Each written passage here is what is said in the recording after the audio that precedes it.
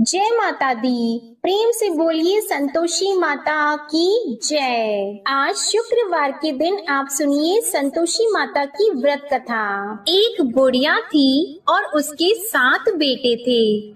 6 बेटे कमाने वाले थे और एक बेटा निकम्मा था। बुढ़िया माँ 6 पुत्रों की रसोई बनाती, भोजन कराती और पीछे से जो कुछ बचता वो 7वें पुत्र को दे देती।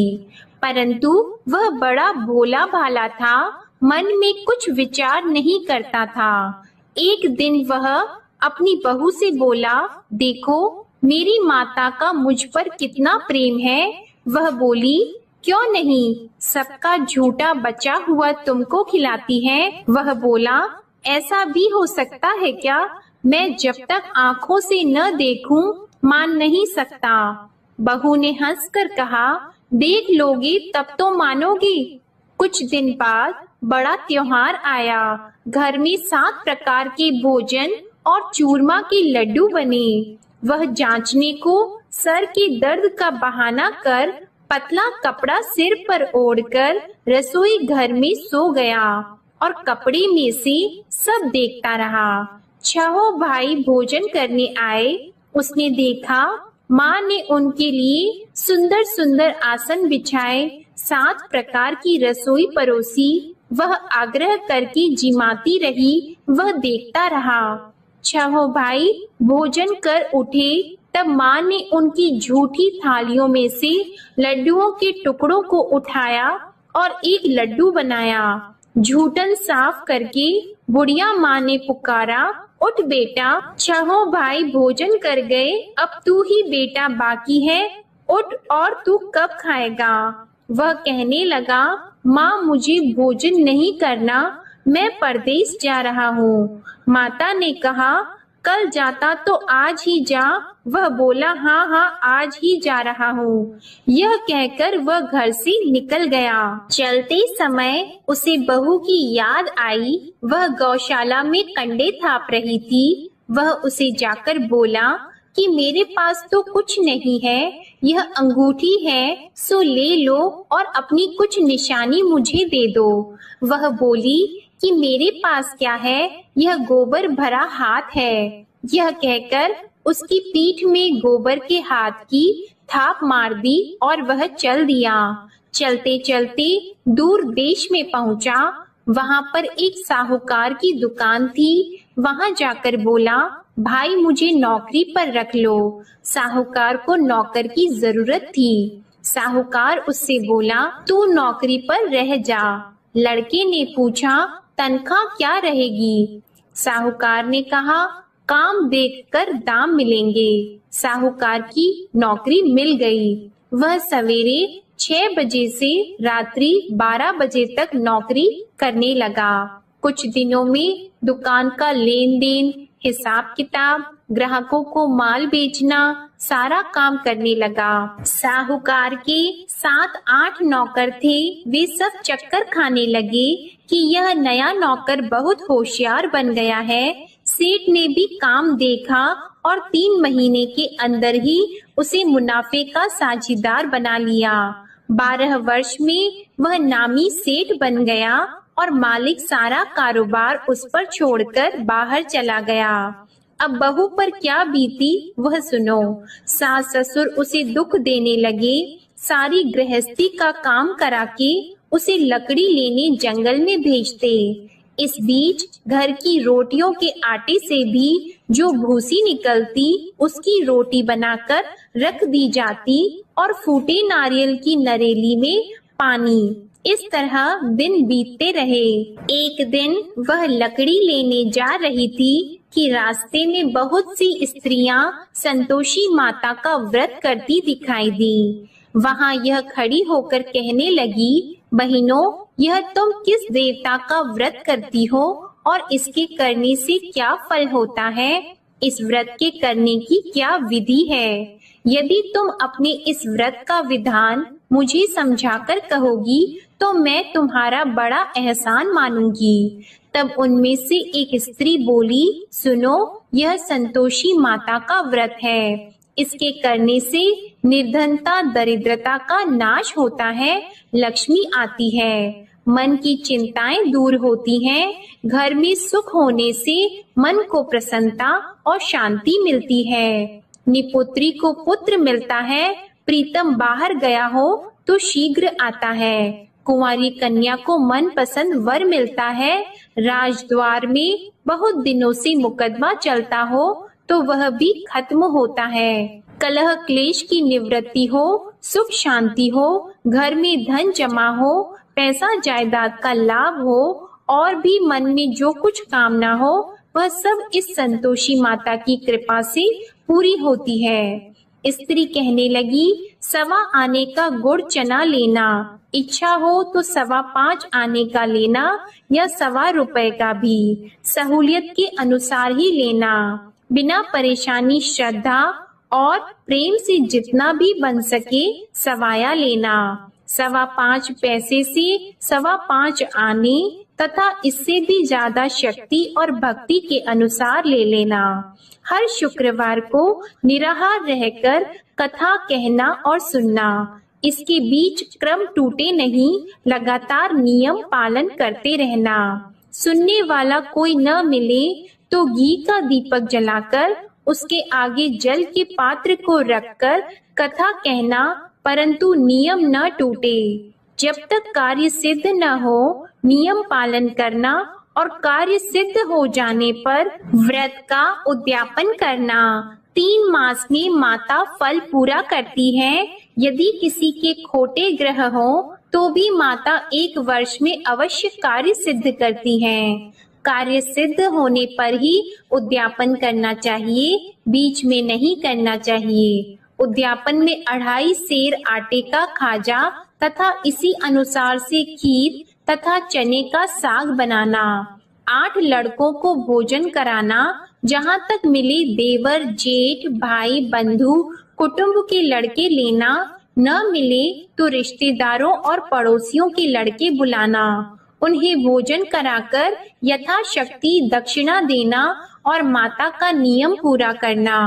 उस दिन घर में कोई खटाई नहीं बनाना। यह सब सुनकर बुढ़िया की बहू वहां से चल दी। रास्ते में लकड़ी के बोझ को बेच दिया और उन पैसों से गुड़ चना लेकर माता के व्रत की तैयारी करने लगी। आगे चली और सामने मंदिर है। यह सुनकर माता के मंदिर में जाकर माता के चरणों में लौटने लगी। इसके बाद वह माँ से विनती करने लगी कि हे माँ, मैं निपट मूर्ख हूँ, व्रत के नियम कुछ नहीं जानती हूँ, मैं बहुत दुखी हूँ। हे माता जग जननी, मेरा दुख दूर करो, मैं आपकी शरण में हूँ। माता को दया आई।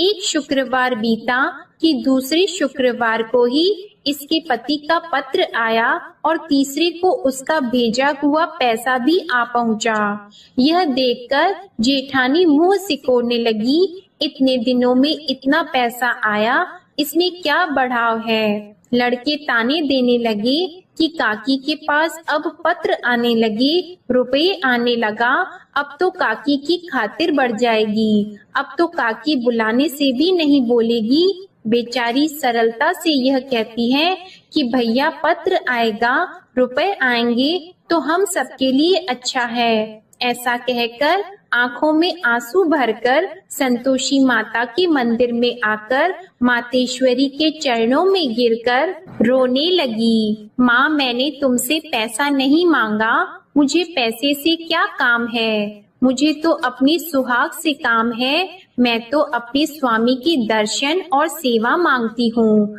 तब माता ने प्रसन्न होकर कहा, जा बेटी, तेरा स्वामी आएगा। यह सुनकर खुशी से वह बावली होकर घर जाकर काम करने लगी। अब संतोषी माँ विचार करने लगी, इस भोली पुत्री से मैंने कह तो दिया कि तेरा पति आएगा, पर आएगा कहाँ से? वह तो इसे स्वप्न में भी याद नहीं करता। इसे याद दिलाने तो मुझे ही जाना पड़ेगा। इस तरह माता उस बुढ़िया के बेटे के पास जाकर स्वप्न में प्रकट होकर कहने लगी, साहूकार के बेटे, सोता है या जागता है? वह कहता है, माता सोता भी नहीं हूँ, जागता भी नहीं हूँ, बीच में ही हूँ, कहो क्या आज्ञा है।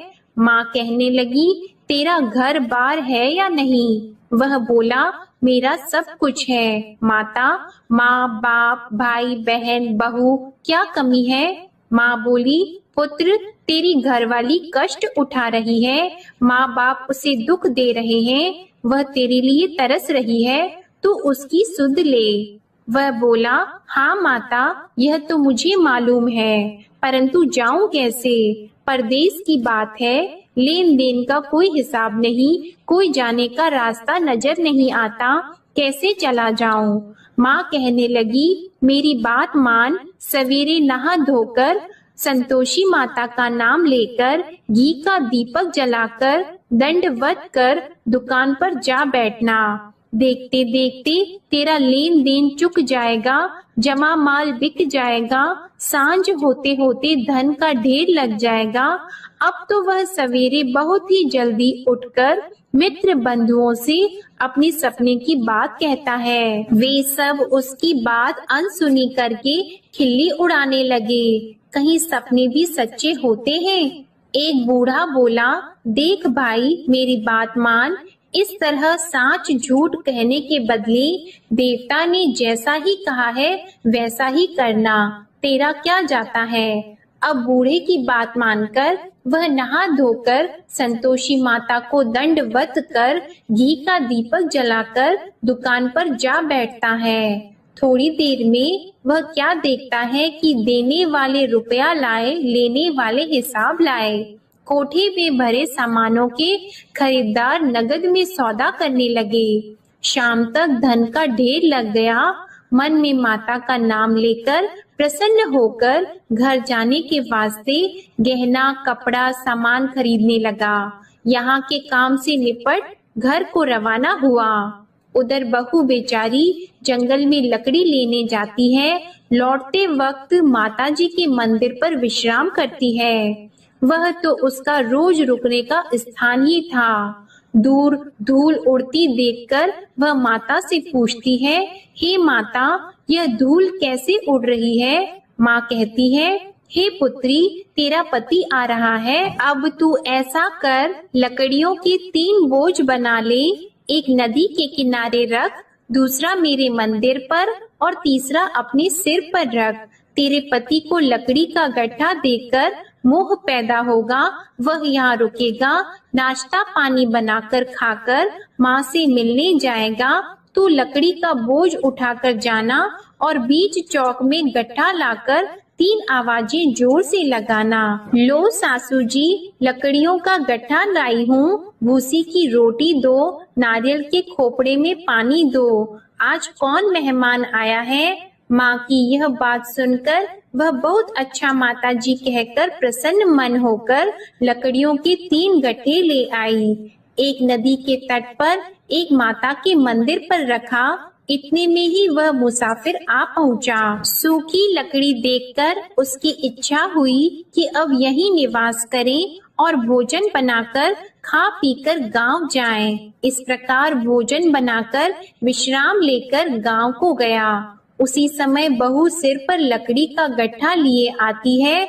उसे आंगन में डालकर जोर से 3 आवाज देती है, लो सासू जी, लकड़ी का गट्ठा लो, भूसी की रोटी दो, नारियल के खोपड़े में पानी दो, आज कौन आया है। यह सुनकर उनकी सास अपने दिए हुए कष्टों को भुलाने हेतु कहती है, बहू ऐसा क्यों कहती हो, तेरा मालिक ही तो आया है, बैठ, मीठा भात खाकर कपड़े गहने पहन।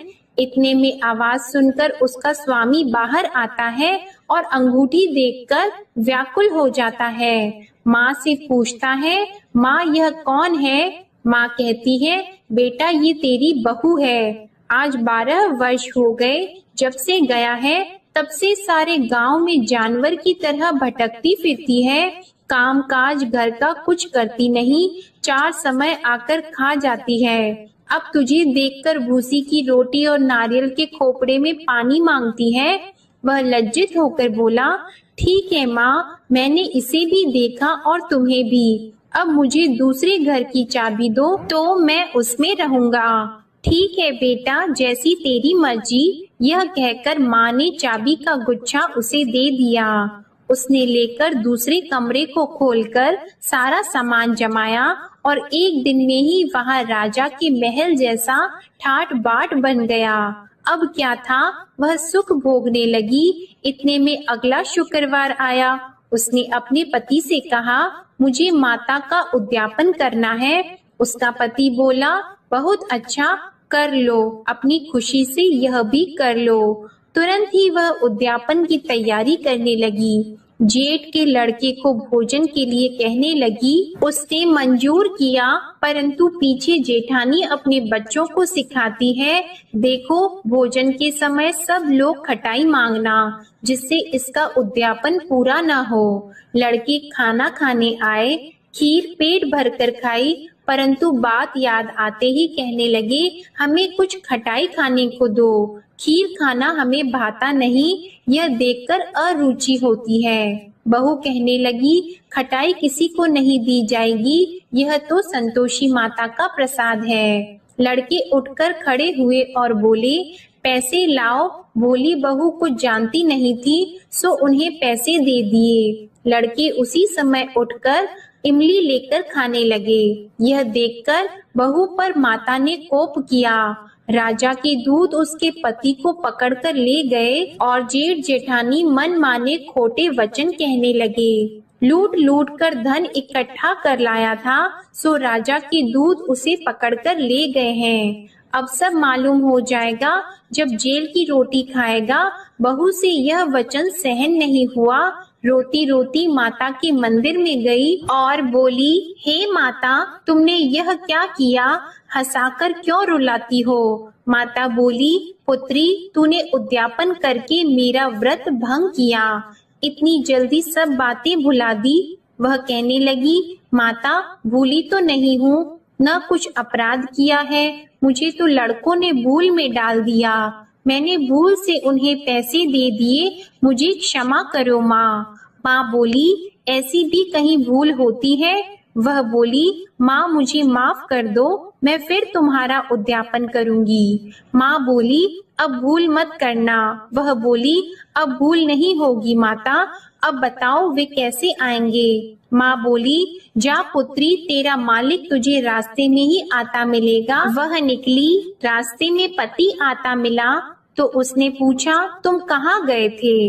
वह कहने लगा, इतना धन जो कमाया है उसका टैक्स राजा ने मांगा था, वह भरने गया था। वह प्रसन्न होकर बोली, अच्छा हुआ, अब घर चलो। कुछ दिन बाद फिर शुक्रवार आया तो वह बोली, मुझे माता का उद्यापन करना है। पति ने कहा, कर लो। वह फिर जेठ के लड़कों से भोजन को कहने लगी तो जेठानी ने एक दो बातें सुनाई और लड़के सिखा दिए कि तुम पहले ही खटाई मांग लेना। लड़के कहने लगे कि हमें खीर खाना नहीं भाता, कुछ खटाई खाने को दो। तो बहू बोली, खटाई खाने को नहीं मिलेगी, खाना हो तो खाओ। यह कहकर ब्राह्मणों के लड़के लाकर भोजन कराने लगी। यथाशक्ति दक्षिणा की जगह एक एक फल उन्हें दिया। इससे संतोषी माता प्रसन्न हुई। माता की कृपा होते ही 9वें मास उसको चंद्रमा के समान सुंदर पुत्र प्राप्त हुआ।